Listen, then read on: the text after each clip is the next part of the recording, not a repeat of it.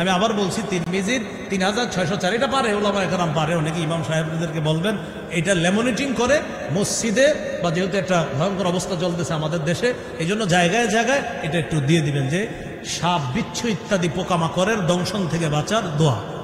তো দোয়াটা আমি বলি, সকালে 3 বার পড়তে হবে, বিকালে 3 বার, সকালে 3 বার, সন্ধ্যায় 3 বার।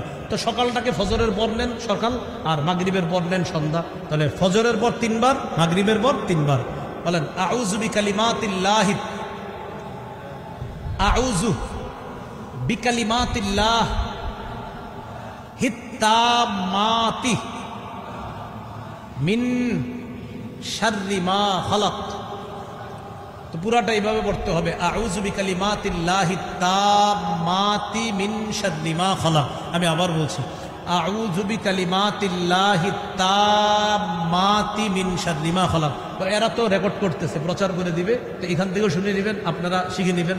তাহলে আউযু বিকালিমাতিল্লাহি তাম্মাতি মিন শাররি মা খালাক, সকালে 3 বার, রাতে 3 বার।